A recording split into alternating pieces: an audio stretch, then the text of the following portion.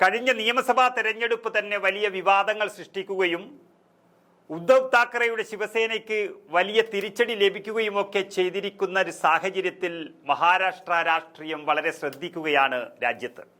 അതിനിടയിൽ കഴിഞ്ഞ ദിവസം ഒരു വിവാഹ ചടങ്ങിനിടെ ശിവസേന അധ്യക്ഷൻ ഉദ്ധവ് താക്കറെയും അദ്ദേഹത്തിൻ്റെ സഹോദരനായ മഹാരാഷ്ട്ര നവനിർമ്മാൺ സേന അധ്യക്ഷൻ രാജ് താക്കറെയും കണ്ടുമുട്ടുകയും ഏറെ നേരം സംസാരിക്കുകയും ചെയ്തത് വീണ്ടും അഭ്യൂഹങ്ങൾ ശക്തിപ്പെടുത്തിയിരിക്കുന്നു.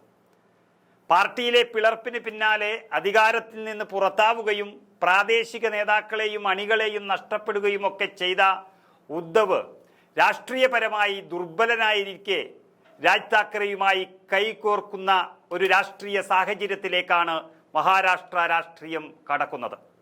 2 മാസത്തിനിടെ ഇത് 3-ാം തവണയാണ് ഇരുവരും പൊതുവേദിയിൽ കണ്ടുമുട്ടുന്നതും ഏറെ സംസാരിക്കുന്നതും.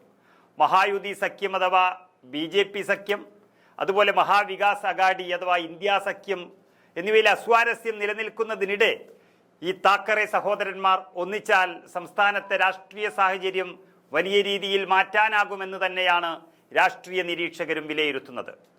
മുംബൈ, അതുപോലെ താനെ, പൂനെ കോർപ്പറേഷനുകൾ അടക്കം സംസ്ഥാനത്തെ പ്രധാനപ്പെട്ട തദ്ദേശ തെരഞ്ഞെടുപ്പുകൾ നടക്കാനിരിക്കെ ഇരുവരും കൂടുതൽ ചർച്ചകളിലേക്ക് കടന്നേക്കുമെന്നും അതിൽ ഉദ്ധവ് ശിവസേനയും അതുപോലെ രാജ് താക്കറെയും കൈകോർക്കുന്നതോടെ വലിയ മാറ്റങ്ങൾ BJPക്ക് തിരിച്ചടിയാകുമെന്നും രാഷ്ട്രീയ നിരീക്ഷകർ അഭിപ്രായപ്പെടുന്നു.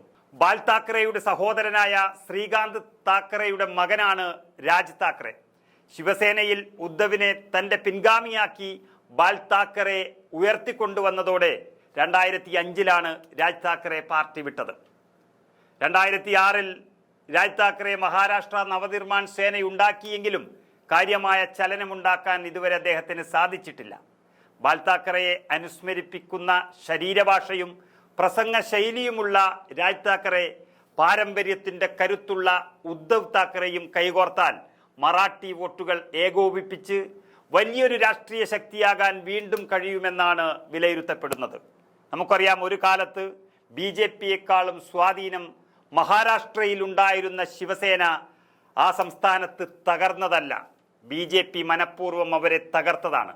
ബാൽ താക്കറെ എന്ന മറാഠ മണ്ണിൻ്റെ ആചാര്യനെ കൂടി ഇല്ലാതാക്കിയാണ് BJP അവിടെ രാഷ്ട്രീയം കളിക്കുന്നത് എന്ന തിരിച്ചറിവ് വന്നതോടെയാണ് താക്കറെ സഹോദരന്മാർ ഒന്നിക്കുന്ന സൂചന നൽകിയിരിക്കുന്നത്. ഇത് വലിയ മാറ്റങ്ങൾക്കാണ് മഹാരാഷ്ട്രയിൽ ഉണ്ടാകാൻ ഇടയാക്കുന്നത്. കാരണം ഉദ്ധവ് താക്കറെ ശിവസേനയിൽ ഉറച്ചു നിൽക്കുമ്പോൾ അദ്ദേഹത്തിൻ്റെ കൂടെ മന്ത്രിയായിരുന്ന ഏക്നാഥ് ഷിൻഡെ ശിവസേന എന്ന പാർട്ടിയെ നെടുകെ പിളർത്തിക്കൊണ്ടാണ് BJPക്കൊപ്പം പോയത്.